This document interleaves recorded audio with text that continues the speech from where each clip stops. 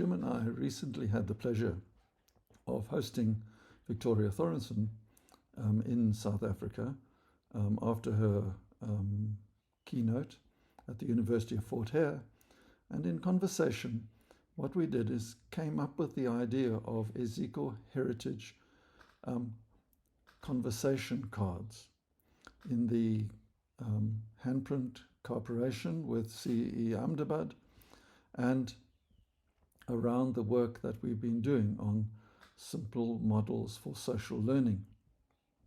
So the concept that we came up with was a toolkit for activating legacy as a foundation for ESD in teacher education.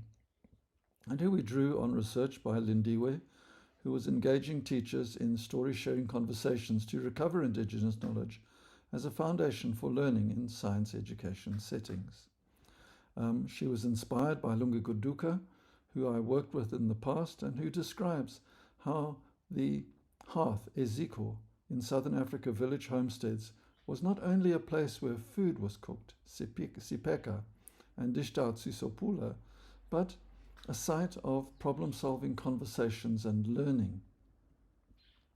The teacher conversations activated heritage in a developing community of practice, where they recovered and shared Indigenous knowledge practices in real-world stories that they took into their teaching. The stories enabled the participants to imagine, research, and engage concerns towards the alignment of lifestyle practices in more sustainable ways, drawing on both heritage and the knowledge that's currently available. Through this work, the story cards for an eZiko Legacy Toolkit are being developed as conversation starters. The story cards invite us to explore heritage practices to develop a knowledgeability, both the knowledge and skills for learning to live together in a more just and sustainable ways in a changing world.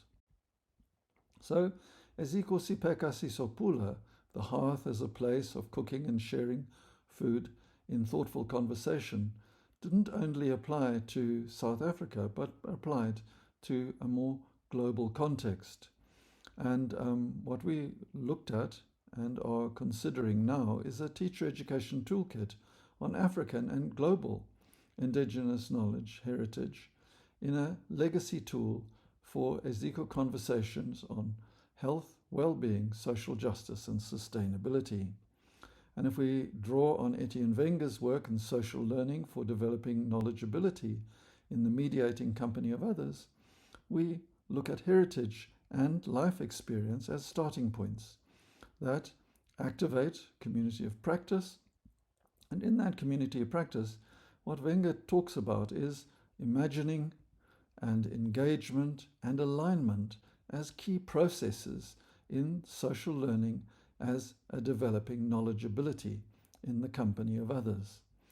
And Victoria described this as constant collective learning within landscapes of practice and as cycles of ethics-led learning like we were doing and working on in the Handprint Care project. So we started to consider how we would frame this around concerns so that if we draw on the work of Anne Edwards and we have, as we have in Handprint, a 4-quadrant framework, then story can be the startup, story sharing leading to inquiry and deliberation, and also change challenges and change projects in line with the transformative learning work that's done at the ELRC.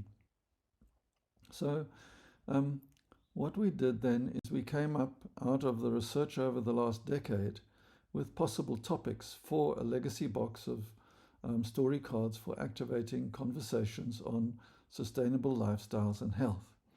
And in each case, we've got a lifestyle, legacy, and change topic that relates to Indigenous knowledge in the Southern African setting. And we have got possible international examples on the far side. And then what I've done, and I haven't approached all of these Indigenous scholars yet, but I've listed possible Indigenous scholars who might be able to contribute 100 words to